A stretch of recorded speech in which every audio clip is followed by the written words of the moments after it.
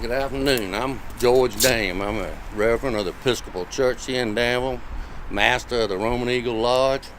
I'm just out to see my old friend Major Sutherland and his wife.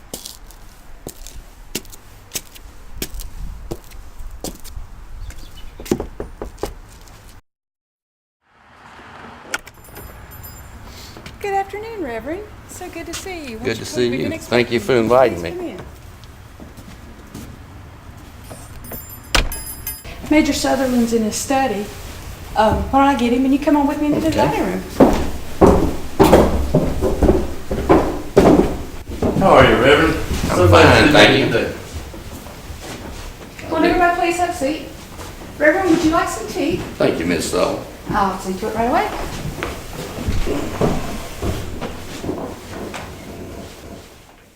With so much going on, we haven't had much chance to catch up with each other, have we? No, we haven't. I've had a lot to do with the Union prisoners and our own boys that are still in the hospital. I tell you, since this Union Army's been here, nothing's really the same. These are some hard times, and I don't know how much longer they're going to continue. These are trying times. But you have to admit that Danville and the surrounding areas have not suffered the hardships of other areas. Just look at Richmond. The ruins there, burned to the ground. And south of here, General Sherman and his troops just destroy all the towns, burn them to the ground. Farmhouses, barns burned, crops destroyed, horses and wagons stolen, and railroads and bridges destroyed beyond repair. Decent horse or mule cannot be found. And nobody in the South has any money to buy anything, to rebuild or even plant a crop. Yeah, so many fine young men were killed and so much destruction. How's your business doing? We're getting back on our feet. You know, the challenging part is trying to find enough labor, and trying to get financing for anything is almost impossible. Were you finally able to get a pardon? Yes, but it did take some time. It was said that, your part in having President Davis and his cabinet into your home was what's kind of stood in the way of a pardon. Yes, it did. All that now seems so long ago, but I don't think anyone in Danville will ever forget these times or the hospitality our people showed under such trying circumstances. Do you? I don't know, Reverend. I doubt that anyone 50, 100, or 150 years from now will have any idea what happened here, or who we were, or what we did.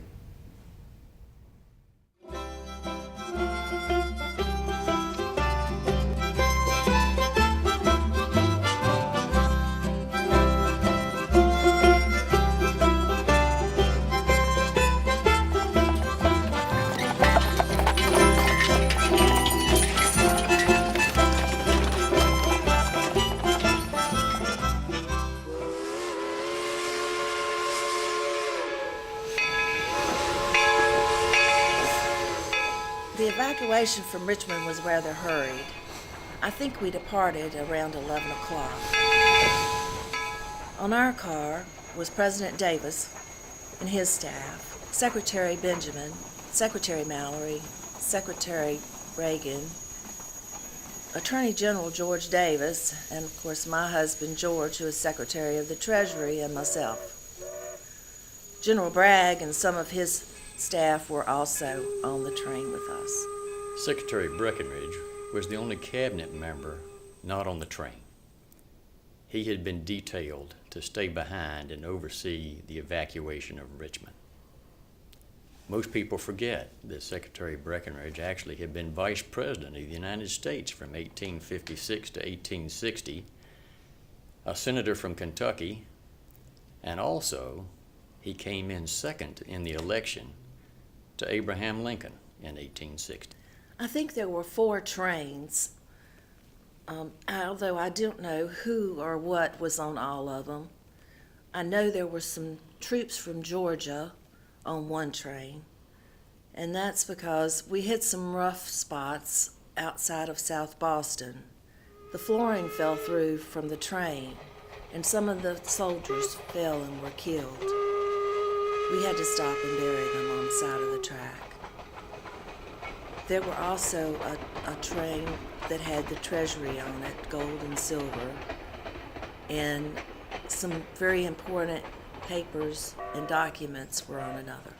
Even a train in good repair does not move all that fast.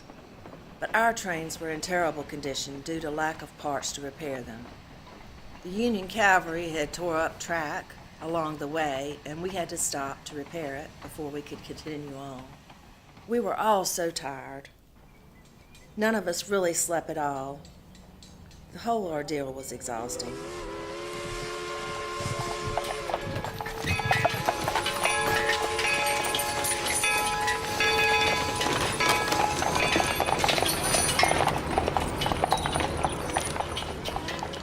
When the Union forces finally overran General Lee's army at Petersburg in the Battle of Five Forks, then he notified the government and President Davis, who was in church, that they needed to evacuate Richmond. Ladies and gentlemen, the President. Wrong. Davis. And the plan had been to bring the government by train to Danville on the Richmond and Danville Railroad. Mr. President, welcome to Danville. Major Sutherland, good to see you, sir. Thank you for your hospitality. The cabinet will be right out. Mr. President, we will be your escort, sir. We have a cavalry company at the edge of town for your protection, sir. Thank you very kindly. We appreciate it, gentlemen.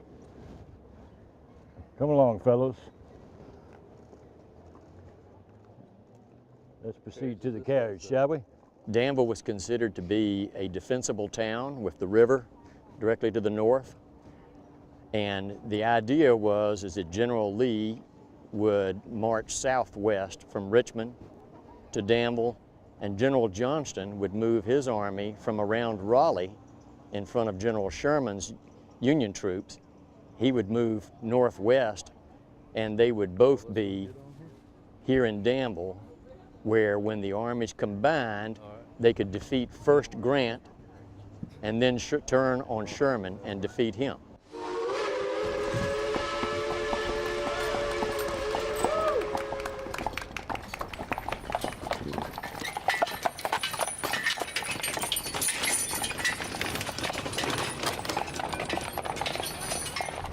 Today, we were the President Davis's cavalry escort.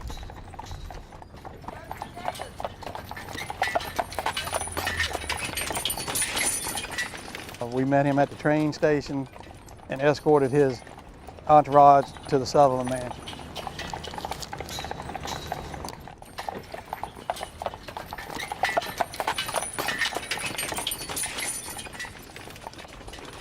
Nobody knew if there was Federal cavalry around, so we would have been on guard.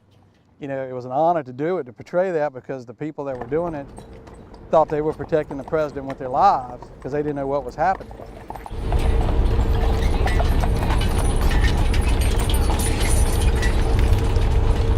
Detail! Present! Halt! Order! Halt! 3 cheers for the president, boys!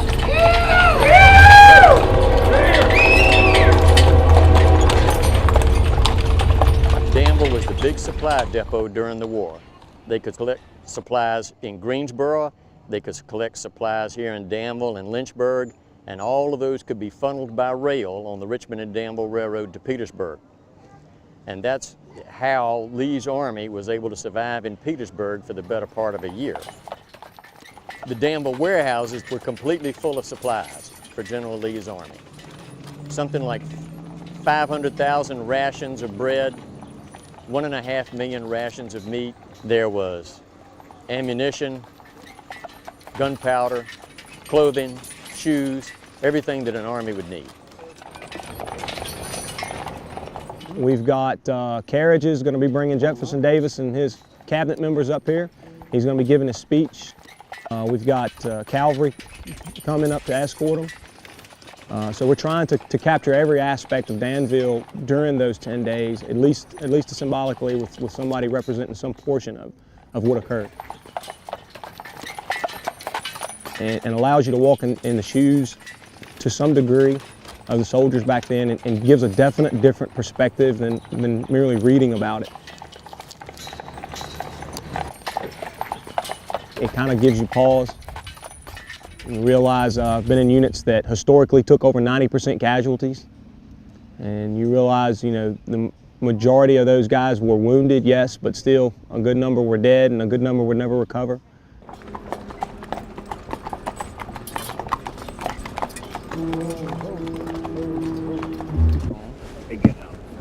All right. Attention, company!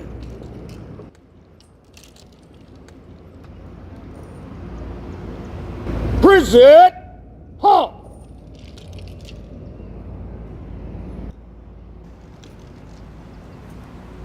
Thank you, gentlemen. Bless you.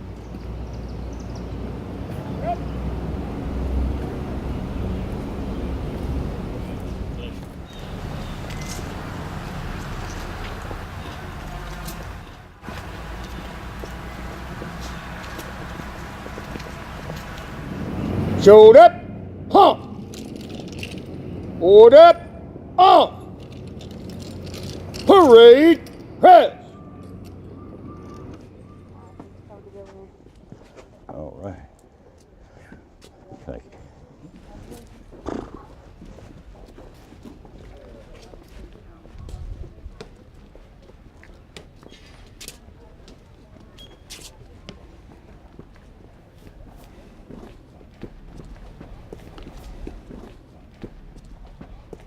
And now may I present the President of the Confederate States of America, Mr. Jefferson Davis. Good afternoon.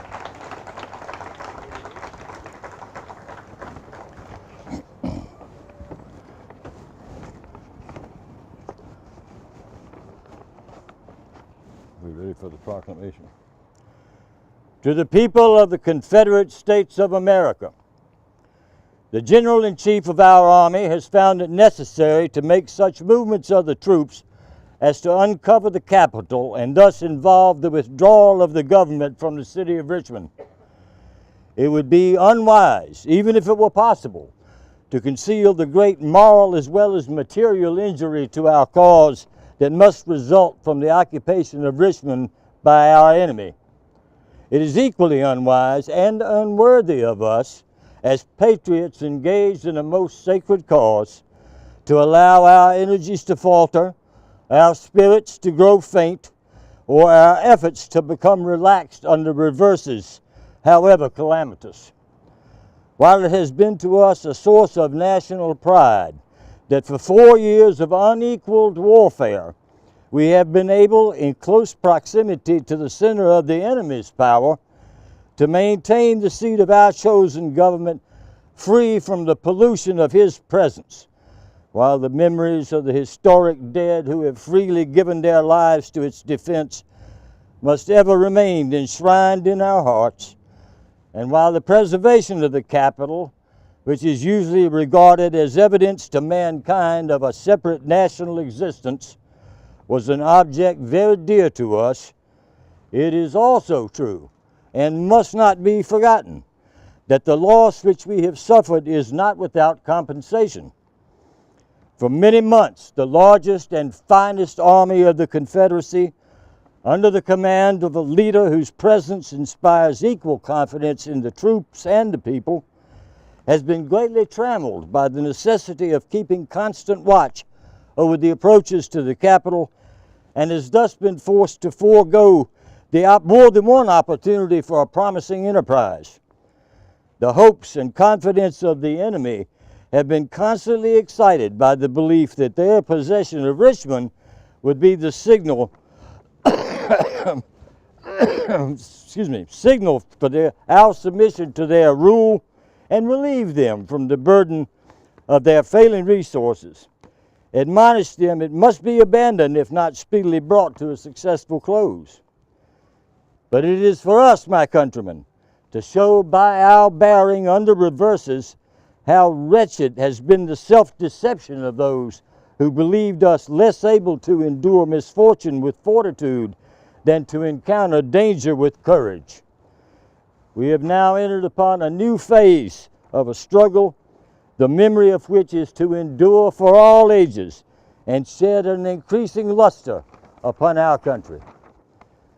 Relieved from the necessity of guarding cities and particular points, which are important but not vital to our defenses, with an army now free to move from point to point and strike in detail the detachments and garrisons of the enemy operating in the interior of our own country, where supplies are more accessible and where the foe will be far removed from his own base and cut off from all succor in case of reverse. Nothing is now needed to render our triumph certain but the exhibition of our own unquenchable resolve. Let us but will it, and we are free. And who, in light of the past, dare doubt your purpose in the future? Animated by the confidence in your spirit and fortitude, which never yet has failed me, I announce to you, my fellow countrymen, that it is my purpose to maintain your cause with my whole heart and soul, that I will never consent to abandon to the enemy 1 foot of the soil of any of the states of the Confederacy, that Virginia, this noble state, whose ancient renown has been eclipsed by her still more glorious recent history, whose bosom has been bared to receive the main shock of this war, whose sons and daughters have exhibited heroism so sublime as to render her illustrious in all times to come, that Virginia, with the help of her people and by the blessing of Providence, shall be held and defended, and no peace ever made with the infamous invaders of her homes by the sacrifice of any of her rights or territory. If, by stress of numbers, we should be compelled to a temporary withdrawal from her limits, or those of any other border state, again and again we will return until the baffled and exhausted enemy shall abandon in despair his endless and impossible task of making slaves of a people resolved to be free. Let us not then despond, my countrymen, but relying on the never-failing mercies and protecting care of our God, let us meet the foe with fresh defiance, with unconquered and unconquerable hearts.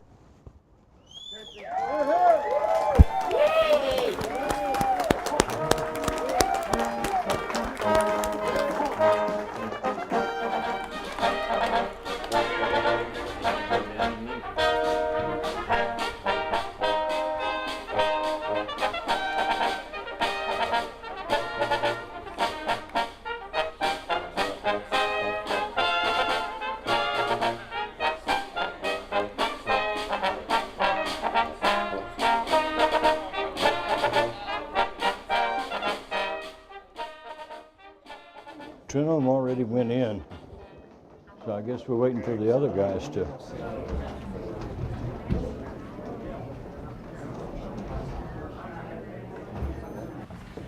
Secretary of State Judah Benjamin.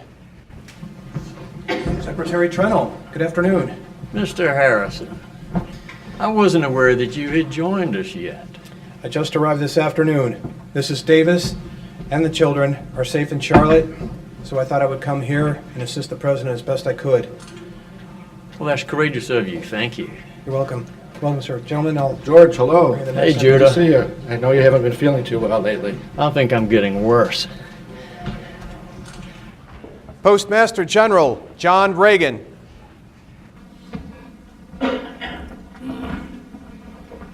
Hello, John. Good evening, sir. Pardon me if I don't get up. I've heard you've been ill. Please keep your seat. Hello there. Good to see you. Good afternoon. Secretary of the Navy Stephen Mallory. Good afternoon, Secretary Mallory. Good afternoon, gentlemen. Good afternoon, sir. Thank you. Secretary Mallory. President Davis has arrived. Thank you. Be seated, gentlemen. Thank you.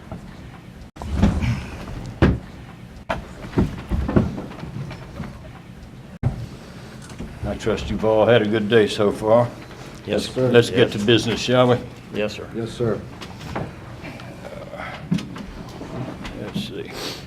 Well, gentlemen, the first thing I need to do is inform you that this afternoon we have now heard from Secretary Breckinridge, and he gives the first reliable reports we've had from General Lee since we left Richmond last Sunday.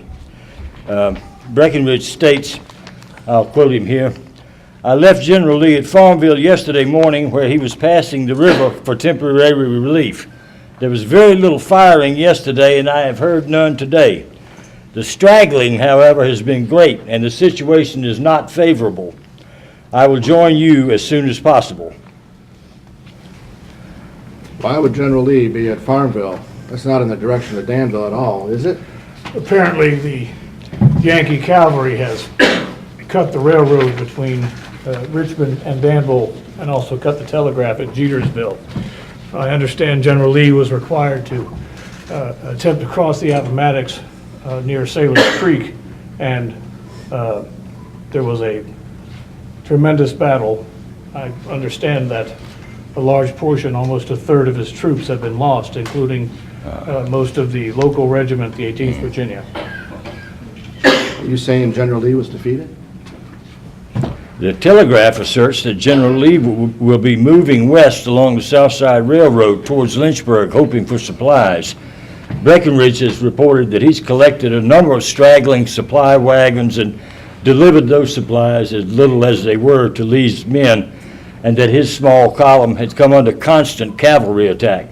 Mr. Harrison, have you finished sending out telegram to Lynchburg arranging for supplies to be sent to General Lee? Yes, I have, Mr. President. Very good. Have you had any word from Secretary Breckinridge about Richmond? Only that there was a great conflagration. Most of Richmond, gentlemen, has been burned. Did the Yankees burn Richmond? Well, it's unclear from the reports. Some say the fires were set by looters. Others are saying that our orders to burn the cotton to keep it from falling into the federal hands were what started the fires. Is General Lee still trying to join us in Danville? I've telegraphed General Lee that we are waiting for him here in Danville, and we now have something on the order of about 4,000 effective troops here. 4,000 troops. You know, apart from Admiral Sims' 500 men of the James River Squadron and a little bit of Home Guard, what in the world do we have in the way of 4,000 troops? I'm sorry, George, we neglected to inform you. General Beauregard has sent up the 7th North Carolina and 3 batteries of artillery. And they've arrived yesterday from Hillsborough. Okay. Oh, that's good news. We have large numbers of stragglers. Well, I should think that when we get the reinforcements from General Johnston's army down near Raleigh, we should outfit them, and instead of sending them along to Lee, I believe we should hold them here until Breckinridge can arrive and tell us more about that situation. Mr. President, Admiral Sims is here as you requested. Shall I show him in? By all means, please show the Admiral in to the meeting. Yes, by all means. Thank you for coming, Admiral. And congratulations to you on your daring and ingenious escape from Richmond with the sailors from your fleet. Yes, my men were very resourceful, finding 2 locomotives and repairing them so that we could make our escape. I heard your men use parts from the scuttled ships to repair the locomotives and use fence rails for fuel. Yeah, but would you please describe to us the nature and disposition of the defenses you're now overseeing for the protection of Danville? Certainly, Mr. President. As you instructed the day after your arrival, the trenches and earthworks south of the town have been redug and strengthened. These fortifications extend along a line from south of where we are right now to the river and down past the beyond the train yard. Good, good. My James River men are manning the artillery guns that we have, and the Dan River will act as our fortification to the north. My men are also digging new trenches at the intersection of Main Street and Floyd Street. Excellent, Admiral Sims. Excellent work. I thereby confer upon you a new rank of Brigadier General of the Army, sir. Thank you, sir. You're so gracious. You can return to your duties now, General. Good evening, Mr. President. Good evening to you, gentlemen. Good evening. Well, now, when General Lee joins us here and meets up with General Johnston in the Army of Tennessee, moving up from North Carolina, we will be able to combine our forces and defeat first Grant here in the north, and then turn on Sherman's forces in the south and defeat him too. President Davis, I understand that General Lee is outnumbered in the field about 5-1, and General Johnston about the same. Well, that's accurate, sir, but the Yankees are extended far from their line of supply and in hostile territory. They're weary of war, and they're operating in piecemeal groups. If we can combine our forces here, we will be well supplied with over 500,000 rations in the Danville warehouses. We'll be in friendly territory and have the advantage also of our courageous men who want to continue this fight. Well, let us move on to other business. Yes. Who would like to report to us first? Mr. President, I'll report first. Very good. As you know, we've moved $523,000 of gold and silver in the Confederate Treasury, and some paper currency, and a chest of jewels that's donated by Southern ladies, and all of that with $450,000 from Richmond banks. We have moved here, and it's on a train on a siding off of Lynn Street. Now, we have taken some of that silver and we've deposited it in the Bank of Danville, thanks to Major Sutherland, and from there we continue to pay the government's bills. Now, after my directive of March 1st, I would tell you that we've had a number of citizens that have asked to redeem their paper currency for silver as we have allowed. The exchange rate is 60 paper dollars for one silver dollar.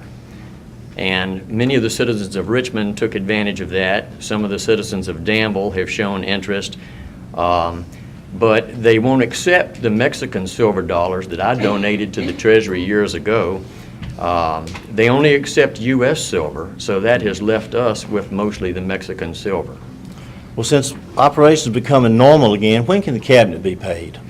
Secretary Reagan, President Davis forbids the payment of any persons other than soldiers. This coin is going to be a very troublesome elephant. You are correct, Secretary Mallory. The weight of the coins alone is almost 20,000 pounds. It is difficult to transport. It taxes the locomotives and it strains the tracks, which are in miserable condition. When we have to move it by wagon, it takes many trips. The horses are so old and so tired and weak from hunger that they can barely move the weight of those coins in this infernal red mud. If I may, gentlemen, the Treasury is under the guard of 60 midshipmen from the Academy in Richmond under Commander Parker. I picked these men because they are brave, honest, and strong officers. They're also gentlemen. They are well suited to work of this delicate nature. Secretary Benjamin, do you have any news at all of Governor Smith's whereabouts? We have some word, Mr. President, that the Virginia government escaped to Lynchburg. They're on their way to Danville. So you should hear something from them by tomorrow or the next day. They should be in town. Good. Secretary Reagan, are the post office operations moving ahead? Yes, Mr. President. We have established ourselves on the first floor of the Masonic Temple building on Main Street. We have found quite a bit of mail that accumulated here in Danville to be sent out by train. And we also had mail brought with us from Richmond. We have postmarked and sent what we could. Of course, with the train service to Richmond and Petersburg cut, we cannot deliver that mail, and we'll just hold it here until the situation improves. That's good. In fact, that's excellent. Mr. President, Lieutenant John Wise is here. He says that he has information pertaining to General Lee's army. Shall I send him in? By all means, please, show him in. Isn't that the young officer that was at Clover Station, Governor Wise's son? I believe so, yes.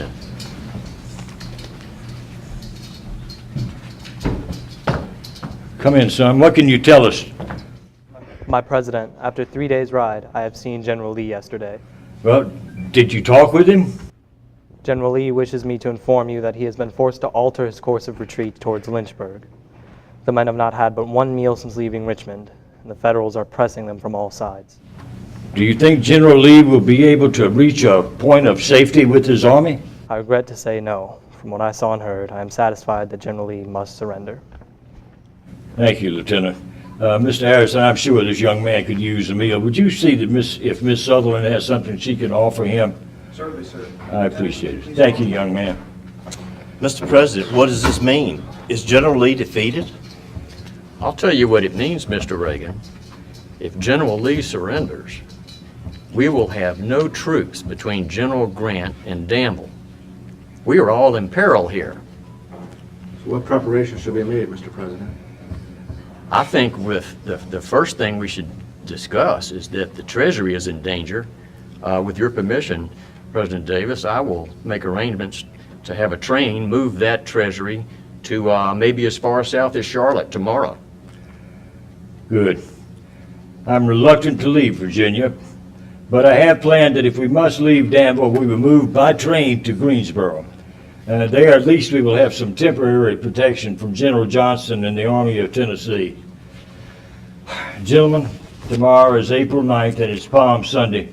We will conduct no business on that day, but we will meet again here on Monday.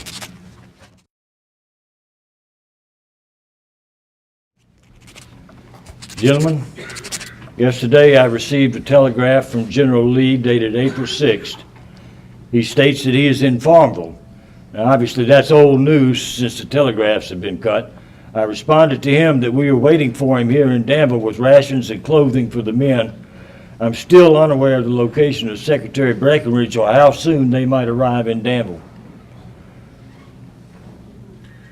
To a few, very few, these will be days of hope. To many, very many, these will be days of despondency and even despair. For all of us, there'll be days of great anxiety. Mr. President, Captain Graves is here with an urgent message for you. Show him in right away, Mr. Harrison.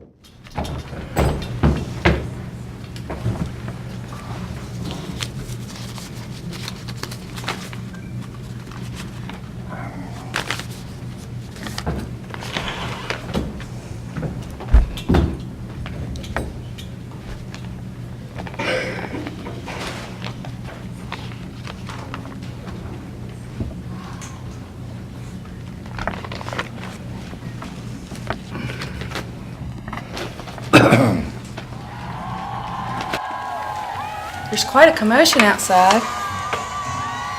Does this mean the end of the Confederacy? This is bad news. Gentlemen, as you have now read, Lee has surrendered and we have to leave town just as soon as possible. This does not mean the end of the Confederacy. We're going to fight it out all the way to the Mississippi. They will never take me alive. We must leave Danville at once. If the surrender was yesterday, the Yankees could be here within hours. Yes. Within hours. Mr. Harrison, would you see that the trains are made ready for us to move on to Greensboro? Yes, sir. I'll go to the train station and find Mr. Averill immediately. What time should I tell him to be ready? Best give us 4 hours to pack, so please tell him 8 o'clock. 8 o'clock, sir. Captain, please come with me. Mr. Mallory, would you see that General Johnston is notified of Lee's surrender? Mr. Reagan, as soon as you've disposed of your duties, will you help with the Treasury records? Poor Mr. Trenholm is so very ill. Yes, sir. Secretary Benjamin, please try and notify Governor Smith that we will be leaving tonight. And would you also draft a letter to the mayor of Danville and the town council and thank them for their hospitality? Please tell them I had hoped to maintain the Confederate government on the soil of Virginia. However, the shadows of misfortune which were upon us when I came here have now grown darker. Yes, sir.